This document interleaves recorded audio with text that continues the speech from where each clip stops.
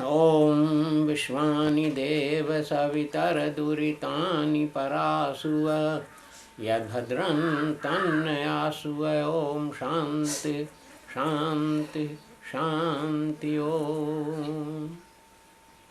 आज भारतवर्ष दो हिस्सों में बंट चुका है, ग्रामीण इलाके, ग्रामीण क्षेत्र और नगरीय क्षेत्र। ग्रामीण क्षेत्र के बच्चों के बारे में इस समय कोई चर्चा नहीं करूँगा। थोड़ा सा विचार मैं नगर के बच्चों के बारे में करूँगा। नगर के युवा दो बातों पर बहुत जोर दे रहे हैं। उनमें से एक है पढ़ना लिखना और दूसरा है कैरियर बनाना। कैरियर के बारे में बहुत जागरूक हैं। ये जो कैरियर की जागरूकता है उसकी एक विशेषता रहती है कि बच्चे पढ़ाई में बहुत ध्यान देते हैं। अभी अभी 5वीं और 8वीं परीक्षा के परिणाम घोषित हुए। उसमें मैंने देखा कि एक महिला का बच्चा अच्छे नंबरों से पास हुआ और उसने बतलाया कि वो 9-9 घंटे अपने बच्चों को पढ़ाती रही और वो बच्चा बहुत आगे निकला। और थोड़े से जो टॉप के बच्चे हैं, ऊपर के बच्चे हैं, उनमें से वो बच्चा एक था। ये जो 9 घंटे की पढ़ाई है, ये बचपन में एक बड़ी भारी भूल होती है। इसका परिणाम आगे चल के जो होता है वो ये है कि बच्चा शारीरिक दृष्टि से कमज़ोर हो जाता है। एक बच्चे थे, एक युवा था और वो BE उसने किया और IAS में बैठा। बहुत पढ़ने वाला और उसने एकदम शीर्ष पर जाकर परीक्षा पास की। इतना होशियार, इतना इंटेलिजेंट था वो। IAS में बैठा, पास हुआ और जब इंटरव्यू के लिए गया तो उन्होंने एक रिमार्क उसके सामने लिख दिया, much below our physical standard लिख दिया और रह गए। क्या बात है, इस पर विचार करना होगा। हमारे नौजवान इस समय शारीरिक दृष्टि से बहुत कमज़ोर हैं और उसके दो कारण हैं। एक तो उनको खेलने के लिए स्थान नहीं है। इस बात से नगर के लोग चिंतित नहीं हैं, लेकिन समझदार लोग निश्चित रूप से चिंतित हैं। आप निकलिए, सर्वे करिए, पता चलेगा कि बच्चे खेल रहे हैं कहाँ? सड़कों पर। खेल के मैदान जिसमें बच्चे खेल सकें, अंग्रेज़ी बोल रहा हूँ, कॉम्पिटिटिव गेम्स खेल सकें, जैसे फुटबॉल है, हॉकी है, कबड्डी है, खो खो है, ऐसे खेल जहाँ खेल सकें, वो मैदानी क्षेत्र दिखाई नहीं पड़ते हैं। फिर बच्चा क्या करे? बच्चे के अंदर जो ऊर्जा रहती है उसका कहीं ना कहीं उपयोग तो होता है और होना भी चाहिए। पर मैदानी जो इलाके हैं जहाँ मैदान में खेल सकता है बच्चा, वो न होने की वजह से वो अपनी प्यास जैसे तैसे बुझाता है, अपने घर के सामने खेलकर या अपने घर के आंगन में खेलकर या फिर ऊधम करके। इसका परिणाम हो रहा है कि छोटे बच्चों को चश्मे लग रहे हैं, छोटे बच्चों के बाल सफ़ेद हो रहे हैं और ये जो बाल की सफ़ेदी है ये बतला रही है कि बच्चे का कलेजा कमज़ोर हो गया है। एक महिला आई, उस छोटा सा बच्चा था 10-11 साल का, उसने कहा महाराज इसको गैस की बीमारी है। मैंने सिर्फ माथा पकड़ लिया। 10-11 साल के बच्चे को गैस की बीमारी? अरे उसको तो 4 बार खाना चाहिए, 4 बार खिलाना चाहिए और वो पचा ले। बस ये उसके ग्रोथ की, उसके विकास की, उसके शारीरिक उन्नति की दिशा है, पर वो नहीं हो रहा है। तो दो बातें हैं, एक तो खेल के मैदान नहीं है, दूसरी बात ये है कि वो जो बच्चा है वो पढ़ाई के लिए एकदम दौड़ा दिया गया है कि बिल्कुल दौड़ जा और FRCS बन जा। मैं सोचता हूँ कि ये एक कठिन समस्या है और परिणाम जो हो रहा है वो ये हो रहा है कि मैं एक बार गया और मरघटाई में गया। उनके पास एक रजिस्टर होता है, उस रजिस्टर में कौन मरा, कितनी उम्र का मरा, कहाँ मरा, क्यों मरा और रहने वाला कहाँ का था, देख रहा था। मैं बहुत हैरान था कि कोई 65 साल का, कोई 63 साल का, कोई, उसमें मैंने 70 साल से ऊपर के लोग बहुत, एक पूरे पन्ने में 70 से ऊपर के लोग थे। मैंने कौतूहलवश देखने की चेष्टा की कि 100 बरस और उसके आसपास के लोग कितने, तो उस रजिस्टर में एक भी व्यक्ति मुझे नहीं मिला जिसकी उम्र 98, 99 और 100 की हो। एक भी व्यक्ति उस रजिस्टर में नहीं मिला। मैं सोच रहा था, हैरान हो रहा था, इसका बड़ा नुकसान राष्ट्र को भी है। राष्ट्र को जो नुकसान हो रहा है उसके बारे में सोचने की आवश्यकता ही नहीं समझी जा रही है। एक डॉक्टर बना, उसमें कुछ लाख रुपया तो माता पिता का लगा और कुछ लाख रुपया सरकार का लगता है। एक डॉक्टर बनाने में पैसे लगते हैं, प्रोफेसर्स पढ़ाए जाते हैं, अस्पताल रहता है और वो अरबों का कार्यक्रम, अरबों की योजना होती है। उसमें बच्चा पढ़ा और यदि मान लो वो बच्चा पढ़ने के बाद में 50 साल तक जीवित रहा तो गणित लगाइए कि वो जो पैसा खर्च हुआ वो कितना अधिक था। यदि वो 60 साल तक जीता है तो वो कम हो गया, 70 साल का है तो और कम हो गया, और यदि वो 80 साल तक जीता है तो उसके ऊपर जो व्यय आया उसका प्रतिशत बहुत कम हो जाता है। ये माता पिता और सरकार दोनों के लिए बड़ी उपयोगी बात है। अतएव हमारे बच्चे शारीरिक रूप से कमज़ोर होते हैं और उसके कारण दो हैं, एक तो उनको खेलने का अवसर नहीं दिया जाता और दूसरे उनके भोजन के ऊपर कोई ध्यान नहीं दिया जाता। तो ये जो आज का युवा है उसकी कमजोरी मैंने आपके सामने रखी, एक बात रही। दूसरी बात, वो उस ओर कोशिश नहीं करते कि हम आगे बढ़ें। कोशिश इस बात की होती है कि बाल अच्छी तरह से कटवा लिए जाएं बड़े स्टाइल से, और उसके बाद में कपड़े लत्ते जो हैं एकदम भौड़े कपड़े पहनना पसंद करते हैं, और वो कपड़े इस प्रकार से पहनना पसंद करते हैं कि उसमें किसी एक्टर की छवि दिखाई पड़े। गलत है। ये जो पोशाक होती है हमारी, वो हमारे शरीर की रक्षा के लिए होती है। हम समाज में ख़राब न दिखें, ये बात अपनी जगह बिल्कुल ठीक है, लेकिन हम इस बात को भी चाहते हैं कि उस पोशाक से हमारे शरीर को आराम मिले। गर्मी के दिन हैं, मोटी मोटी जीन्स के पतलून पहने हुए हैं, ये बताइए कि गर्मी के दिन में पसीना टांगों में बह रहा है, उसका क्या असर होगा?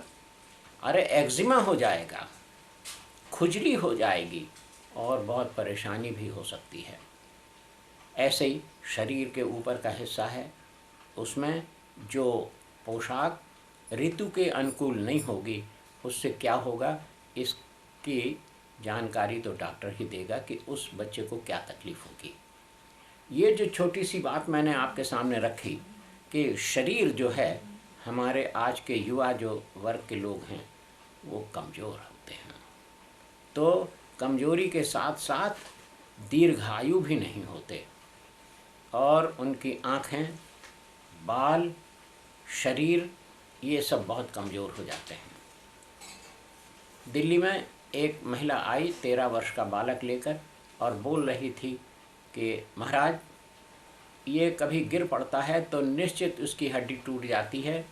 वो डॉक्टर जो इसका इलाज करता है वो तंग आ चुका है और मैं भी तंग हो गई हूँ, इसके लिए कुछ हो सकता है क्या? मैंने हंसकर उत्तर दिया कि अब कुछ नहीं हो सकता। अब तो वो 13 वर्ष का हो गया, इस समय तक तो उसका आधा विकास हो जाना चाहिए था। तो हमारे बच्चे के साथ में एक तकलीफ़ ये है कि शरीर पुष्ट नहीं रहता, निरोग नहीं रहता और बल कम रहता है। क्यों? सेना में भर्ती के लिए जो बच्चे जाते हैं, उन बच्चों के बारे में आप जानकारी लीजिए तो एक लाइन खड़ी होती है भर्ती के लिए, और उसमें से 10% ही वो लोग छांट पाते हैं। उनका एक निश्चित पैमाना है, उनका एक नाप है, ऊंचाई, वजन, छाती का फूलना इत्यादि उनके अंदर रहता है, और उसी हिसाब से वो पसंद करते हैं। ये बात कितनी शोचनीय है कि 100 में से 10 बच्चे चुने जाते हैं, 90 वापस कर दिए जाते हैं। तो शरीर की दृष्टि से हमारे बच्चे कमज़ोर हुए। अब मैं थोड़ी सी बात आपके सामने ये रखूँगा कि वो बच्चे समझ में कैसे रहते हैं, समझदारी कैसी रहती है। देखिए, डिग्री ले लेना एक बात रहती है और समझदारी दूसरी बात रहती है। एक बहुत बड़े आदमी हो गए हैं भारत में, वो परीक्षा देने के लिए गए और घर में कुछ काम ऐसा पड़ा कि वो देरी से पहुँचे। देरी से पहुँचने पर लोगों ने कहा, वहाँ के परीक्षा लेने वालों ने, कि आपको बहुत देरी हो गई है, हम आपको परीक्षा नहीं देने देंगे। उन्होंने उनसे प्रार्थना की कि आप हमें परीक्षा देने दीजिए, हम अधिक समय आपसे नहीं लेंगे और हम अपना काम करेंगे।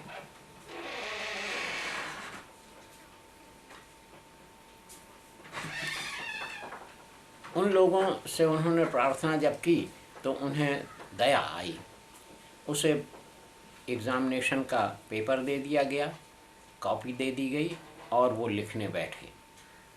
उसमें 10 प्रश्न थे जिसमें से 8 करने थे। इन्होंने पूरे 10 के 10 हल कर डाले और ऊपर लिख दिया कि आप इनमें से कोई भी 8 जांच सकते हैं। ये कॉपी जब एग्ज़ामिनर के पास पहुंची, उसने देखा और जब पढ़ा तो समझ में आया कि एक एक प्रश्न पूरी तरह से पूर्ण था। इतना बढ़िया उत्तर था कि वो स्वयं हैरान हो गया और उसने अगला रिमार्क उसी के नीचे लिख दिया कि I am not competent enough to examine this boy. ये लिख दिया और वो वाइस चांसलर के पास में कॉपी भेज दी गई। वाइस चांसलर ने जब देखा तो वो हैरान हो गए और उन्होंने उस व्यक्ति को विशेष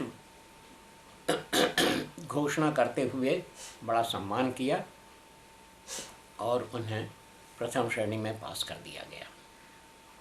ये क्या थी? ये उस व्यक्ति ने रट लिया, परीक्षा दी ऐसा नहीं था, समझदार भी था।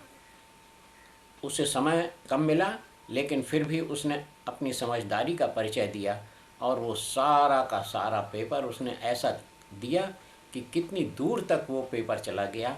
और ये बड़े सौभाग्य की बात है। हमारे बच्चों के अंदर समझदारी की मात्रा बढ़ाना चाहिए, ये मैं सोचता हूँ। तो जो समझदार बच्चा होता है उसके बारे में सिर्फ ये कह सकता हूँ कि समझदारी विकसित की जाती है और वो कैसे विकसित की जाती है इस पर फिर चर्चा करूँगा। आज बस इतना ही। ओम शांति। ओम विश्वानि देव सवितरदुरितानि परासुव यद्भद्रं तन्मयासुव। ओम शांति शांति शांति। ओम। स्वामी सत्यानंद ने बड़ा प्रयास किया और रांची में एक विद्यालय खोला योग के बारे में, और वो यहाँ तक पहुँचे कि फरासीसी लोगों ने उन्हें पेश बुलवाया और योग के बारे में शिक्षण देने की कोशिश की। वो शिक्षा विभाग के वहाँ के सलाहकार भी नियुक्त किए गए। ये बात देखकर यूरोप के और लोगों को बहुत इस पर स्पर्धा हुई और पूरे योग की बातें यूरोप में चलने लग गई। ये बात जब सामने आई तो भारत सरकार जो है उसकी भी मूंछ नीची हुई और परिणाम ये हुआ कि धीरेन्द्र ब्रह्मचारी सामने आए और उन्होंने बड़ा प्रयास किया और योग को उठाने की कोशिश की। तो योग के दो हिस्से हैं, एक तो अष्टांग योग है और दूसरे हठ योग। इंग्लैंड से एक सज्जन आए हुए थे, मुझसे उनकी मुलाकात हुई और वो वहाँ पर योग शिक्षक थे। उन्होंने मुझसे कहा कि I want to know about hatha yoga. तो मैं उनकी बात सुनकर, भाषा की गड़बड़ी ज़रूर थी, मैं समझ गया कि ये हठ योग के बारे में जानना चाहते हैं। इस बात से मुझे समझ में आई बात कि वहाँ के लोग केवल शरीर के बारे में ही इसका उपयोग करना चाहते हैं। क्यों? ये जो हठ योग है इसमें शरीर की सफाई, शरीर का विकास, शरीर का लचीलापन इत्यादि बातों पर अधिक जोर दिया गया है। ये बात ठीक है कि आगे चलकर उन्होंने धारणा, ध्यान और समाधि के बारे में चर्चा की है, लेकिन शुरू में उन्होंने बहुत कोशिश की शरीर के विकास के लिए। अष्टांग योग का जहाँ तक सवाल है, वहाँ पर उन्होंने सिर्फ एक बात कह दी कि स्थिर सुखम आसनम, जिस स्थिति में, जिस पोज में आप स्थिरतापूर्वक रह सकते हैं वही आसन है। ये जो बात थी इसकी जोड़ी शरीर के बारे में नहीं बैठ रही है। तो शरीर को अगर ठीक रखना है तब हठ योग की तरफ ध्यान देना पड़ेगा। आज जहाँ भी बातचीत होती है योग के बारे में तो सिर्फ आसन और प्राणायाम की बात होती है। इस समय टीवी पर काफ़ी लोग आए हुए हैं, काफ़ी लोग अपनी बातें कह रहे हैं और ये बहुत अच्छी बात है कि भारत इस दिशा में कार्य कर रहा है। कारण मैं जहाँ तक समझता हूँ कि इस समय योग की बहुत सख्त ज़रूरत है भारत को। क्यों? क्योंकि भारत के शहरों में, भारत के नगरों में मैदानी खेल के लिए कोई स्थान ही नहीं बचे। मैं जबलपुर की बात कहता हूँ। यहाँ पर मढ़ा ताल था, अर्थात एक तालाब था जो पूरा गया और वहाँ पर धीरे धीरे बहुत बड़ा बाजार बन गया। गलगला तालाब था, पूरा गया और वहाँ एक बड़ा सुंदर बाजार बना डाला गया। तिलक घूम तलैया, ये भी एक तालाब छोटा सा था और आज वहाँ पर सिर्फ मंडी है, कुछ नहीं। ये जितने स्थान आपको जबलपुर में दिखाई पड़ रहे हैं वो किसी समय तालाब थे, पूरे गए, मैदान बने और मैदान भी नहीं बचे, फूटा ताल स्कूल बन गया। वो देखते ही देखते ये सब कुछ हो गया और यहाँ किसी को इस बात की फ़िक्र नहीं है कि बच्चे खेलेंगे कहाँ। बच्चे हॉकी लेकर, फुटबॉल लेकर किस मैदान में दौड़ेंगे, किस प्लेग्राउंड में वो अपना श्रम करेंगे, खेलेंगे, मनोरंजन होगा, शरीर विकसित होगा इत्यादि जो कुछ है, उनका समय भी कटेगा और पाचन भी ठीक रहेगा। इसकी चिंता किसी को नहीं है। तो मेरी समझ ये है कि हमें छोटे छोटे से मैदान काटना चाहिए, बनाना चाहिए, जिसमें रस्सा खींच, slow cycle race, kabaddi, kho kho, ऐसे छोटे जो खेल हैं वो हो सकें और उन्हें प्रोत्साहित किया जाए कि वो आसन किया करें, प्राणायाम किया करें। और यदि आसन और प्राणायाम करने लगें तो भी बात बन सकती है। तो आज का जो युवा है उसके बारे में मैं ये कह सकता हूँ बड़े स्पष्ट रूप से कि केवल बाल बढ़िया से बढ़ा लिए, उनको ठीक से कटवा लिया गया और पोशाक में बहुत बढ़िया हिसाब बना लिया गया और वो बस छुट्टी पा गए। उनके पास में कोई कार्यक्रम नहीं है इस बात का कि उनके शरीर का भी विकास हो। ये बात बड़ी सोचनीय है, ये बात ठीक नहीं है। इस बात पर विचार करना चाहिए और हम लोगों को विचार नहीं करना चाहिए बल्कि इसे मूर्त रूप देना पड़ेगा कि ये जो कमी है बच्चों की, इस कमी को दूर करना चाहिए। तो इस कमी को दूर करने के लिए मेरी अपनी एक समझ है कि हम स्कूलों में योग पढ़ाएं नहीं बल्कि उसकी क्रियात्मक शिक्षा दी जाए। पहले किसी ज़माने में ड्रिल हुआ करती थी और ड्रिल के कंपटीशन भी होते थे। इस ज़माने में सरकार ने एक विषय तो ज़रूर बना दिया योग के बारे में, योग सिखाया जाएगा, योग की पुस्तक भी है, बहुत कुछ है, लेकिन क्या हो गया? क्या इस पर कोई काम हो रहा है? नहीं हो रहा। कभी आपने सुना कि योग का कंपटीशन होगा? मैं लोगों से कहता फिरता हूँ कि कुछ नहीं तो बच्चे के लिए ये बहुत आवश्यक है कि उसकी दम बहुत सधी हुई रहे। दम सधी हुई रहे अर्थात वो जब काम करता है तो बहुत देर तक काम करता रहे और थके नहीं। इसके लिए कुछ नहीं कर सकते हो तो कम से कम ब्लोइंग एक्सरसाइज यानी फुग्गा फुलाना, शंख बजाना, फुटबॉल का ब्लैडर फुलाना इत्यादि ऐसे जो काम हैं वो किए जा सकते हैं। इससे दम ठीक होगी। फेफड़े का 1/3 हिस्सा ही काम में आता है, 2/3 हिस्सा काम में नहीं आता। इसके लिए प्रयास करना पड़ेगा और वो प्रयास जो है ऐसा काम देगा कि बच्चा विकास को प्राप्त होगा, उसकी दम बढ़ेगी और अधिक देर तक काम करेगा, थकेगा नहीं। एक बात मैंने आपके सामने रखी। नंबर 2 बात, हमारा शरीर जितना लचीला होगा उतना ही लंबा वह शरीर काम देगा अर्थात जीवन चलेगा। बच्चे यदि आसन करते हैं, योग आसन करते हैं, तो उससे उनके शरीर का लोच, हड्डियों में पुष्टता और सुंदरता, ये तीनों बातें आएंगी और इसके लिए अच्छे शिक्षक की ज़रूरत है। अभी आप देखिए कि बहुत प्रयास किया जा रहा है।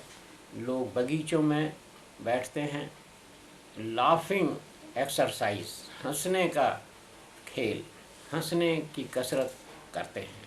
ये बात अपनी जगह बिल्कुल ठीक है, लेकिन विधिवत अगर योग किया जाए तो उसका लाभ अधिक होता है। ये जो योग है वो आज एक टॉक ऑफ द सिटी ऐसा यानी चर्चा का विषय बना हुआ है। पर उनसे पूछा जाए कि क्यों भाई, कितनी देर तक आसन करते हो, तो उत्तर ठीक से नहीं मिलता। मेरा अपना अनुभव है कि कसरत, ये योगासन या और भी जो कुछ भी कसरत है, कम से कम 35 मिनट होनी चाहिए। 15 मिनट में जो हमने कल खाया, जिसकी शक्ति हमारे शरीर के अंदर है, वो व्यय होगी। उसके बाद में जो 15 मिनट है, हमने इसके पहले जो कुछ अर्जित किया है शक्ति, वो व्यय होती है।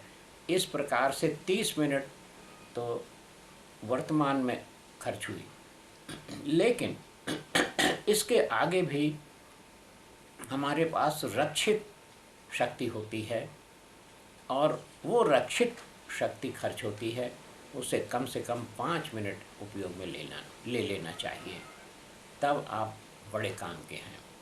ये जो 35 मिनट का समय है मैंने आपके सामने रखा, ये बहुत सोचा और विचारा हुआ समय है। क्यों?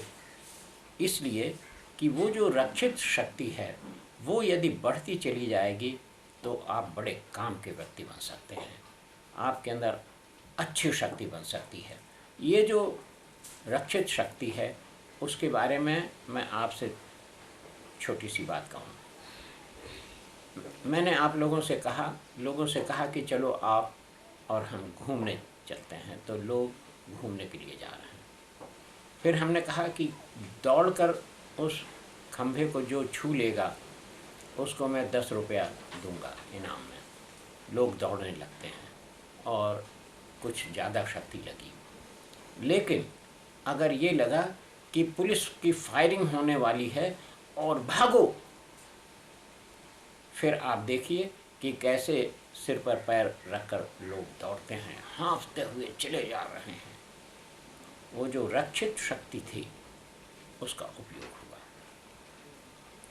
परमात्मा की कृपा से ये व्यवस्था हम सबके शरीर में होती है, तो वो जो रक्षित शक्ति है उसका विकास करना भी हमारे लिए आवश्यक होता है। थोड़ा सा काम करने पर ही यदि कोई थक गया, हाँफने लग गया, तो उसके पास वो शक्ति नहीं है। अतएव योग आज के समय में बड़ा प्रासंगिक है, क्योंकि खेल के बड़े बड़े मैदान नहीं हैं, लोगों के अंदर कसरत करने का कोई हिसाब नहीं है, अखाड़े बंद हो चुके हैं, व्यायामशालाओं में ताला पड़ गया है और कुछ नहीं हो रहा है। कुछ थोड़े से जिम्नेशियम काम कर रहे हैं, वहाँ बहुत थोड़े बच्चे जाते हैं। अतएव बच्चा अपने घर में ही बैठे हुए कुछ काम करे और जिससे उसका शरीर बलवान बने, बुद्धि ठीक रहे और तनाव कम से कम हो, उसका नाम है योग। तो ये जो योग है, इससे बच्चे को 3 लाभ होने वाले हैं। बच्चा स्वस्थ बनेगा, बच्चा निरोग रहेगा और बच्चा बलवान बनेगा। इसी के साथ में बच्चे की एक और विशेषता होगी कि उसका चेहरा चमकदार बनेगा, उसके अंदर ओज होगा, उसकी चमक अलग किस्म की होगी और देखने में वो सुंदर लगेगा। ये मैं केवल लड़कों के लिए नहीं कह रहा हूँ, यही स्थिति लड़कियों के लिए भी है। बाल कटवा लेने से सुंदरता नहीं आती है। बाल कटवा लो, लोगों को आकर्षित कर लो, लेकिन जब कोई शरीर का काम पड़ता है तब समझ में आता है, तब समझ में आता है और डॉक्टर कह देता है कि इस लड़की के अंदर जीवनी शक्ति की बहुत कमी है, मैं क्या करूं। जीवनी शक्ति की जो कमी है उसकी पूर्ति योग से होगी, योग से होगी, योग से होगी। आज बस इतना ही। ओम शम।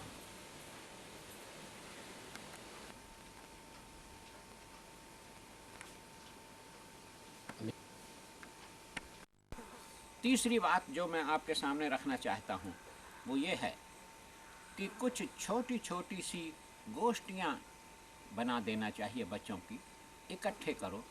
जैसा कि अभी इस समय रिवाज है, जन्मदिन होता है, बच्चे इकट्ठे कर लिए जाते हैं, मोमबत्ती जलाई गई, फूंक दिया, बुझ गई, फुग्गे फोड़ दिए गए और एक केक लाए थे उसको काट के खिला दिया, खा लिया, छुट्टी। अरे नहीं, छोटे बच्चों का जन्मदिन मनाया जाना चाहिए और उसमें उनको कुछ ना कुछ शिक्षा देना चाहिए। अब तो पश्चिमी देशों की नकल हो गई है, शिक्षा देना तो दरकिनार, सब हुल्लड़बाजी रह गई है।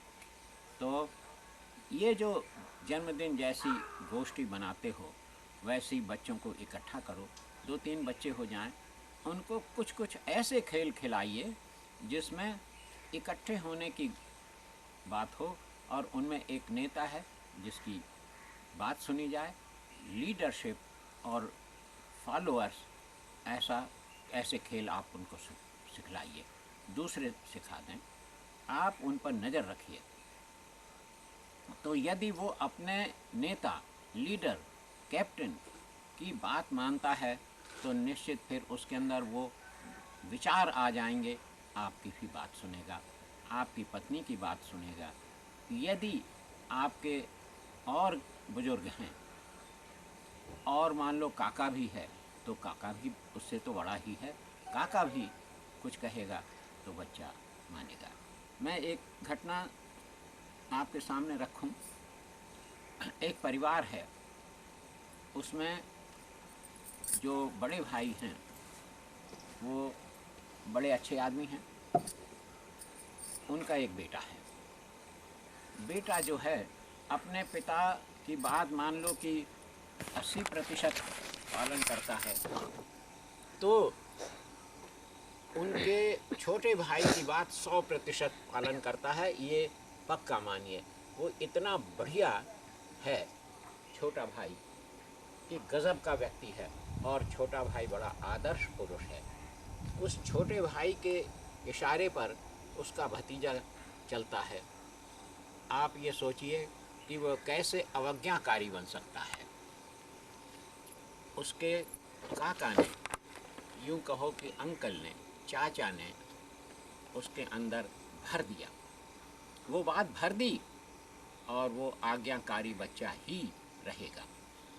मैंने दूसरी बात आपके सामने रखी, मैं अंतिम बात आपके सामने रखना चाहता हूँ, और वो ये है कि जब बच्चा आपका स्कूल में पढ़ते हुए लगभग 13-14 साल का हो जाए, तो किसी अच्छी संस्था में उसे सदस्य बना दीजिए, जिसकी इस समय भारत में भारी तंगी है, भारी कमी है। हम छोटे बच्चों के क्लब नहीं बनाते, हम छोटे बच्चों के समूह नहीं बनाते, छोटे बच्चों को इकट्ठे करने की चेष्टा नहीं करते हैं। इस चीज़ की भारत में भारी कमी है, और भारत में नगर में रहने वाले लोगों को इस विषय पर विचार करना पड़ेगा कि छोटे बच्चों का समूह बनाना चाहिए, ताकि उनके अंदर सद्गुण भरे जा सकें। ये बात अमेरिका में ज़रूर है, और उन्होंने मट्टी पलीत कर दी मनुष्य जाति की। ये कहा कि आप अकेले नहीं आ सकते हो, छोटे बच्चों के क्लब बनाए हैं जिसमें आप अकेले नहीं जा सकते हो, लड़की साथ में होना चाहिए। उन्होंने बहुत सत्यानाश कर दिया है ये करके, और उसका जो कुपरिणाम है वो उन लोगों के सामने एकदम स्पष्ट हो गया है कि बहुत तकलीफ़ है। उसका वर्णन मैं नहीं करना चाहता हूँ। मैं सिर्फ ये कहना चाहता हूँ कि आप छोटे छोटे बच्चों को इकट्ठा करिए, उनको जोड़िए और उनका खेल करिए, उनको कुछ उपदेश करिए, वगैरह वगैरह। तो मैंने आज आपके सामने कुछ बातें रखी कि आपका बच्चा कैसे आज्ञाकारी बन सकता है। आज्ञाकारी बनाने के लिए मैं एक छोटी सी घटना आपके सामने रखूं। एक लड़की मेरे साथ जा रही थी, मैं पहाड़ पर जा रहा था, किसी स्थान को पहुंचना चाहता था। एक बड़ा भारी पत्थर था, उसके उस तरफ जाना था, कोई रास्ता नहीं था, लेकिन उसके नीचे से एक छोटा सा रास्ता था। मैंने उस लड़की से कहा कि इसके नीचे से देख, उस तरफ जाकर रास्ता है कि नहीं है।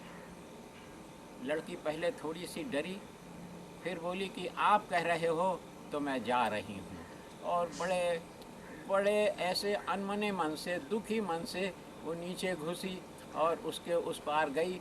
जब उस पार गई तो खुशी के मारे नाचने लगी, कह लगा गुरुजी आ जाओ, सब ठीक है यहाँ, सब ठीक है यहाँ।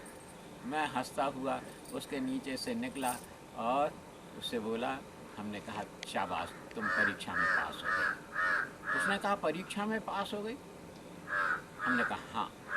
कहले कैसे? मैंने कहा तुमने आदेश दिया और इस बहुत बड़ी चट्टान के नीचे से तुमने निकलना स्वीकार किया, और तुमने हमारी आज्ञा का पालन किया। प्यारे भाइयों, माताओं और बहनों, इस बात को ध्यान में रखना कि ये जो गुण है, विकट परिस्थिति में उस लड़की ने मेरी आज्ञा का पालन किया। हालांकि मुझे मालूम था कि उस तरफ रास्ता है, इधर कोई खतरा नहीं है, एकदम ठीक है। गुरु हूँ, गुरु की हैसियत से हूँ, गुरु की वजह से हूँ, और गुरु पहले सब कुछ जान लेता है। प्रश्न पत्र बच्चे के सामने रखता है, उसका उत्तर उसके पास होता है, सही उत्तर क्या है वो जानता है। मुझको मालूम था कि उस तरफ सब ठीक है, और तब मैंने वो आदेश दिया कि इसके नीचे से उस पार निकल जाओ और देखो कि रास्ता ठीक है कि नहीं है, और तब फिर वो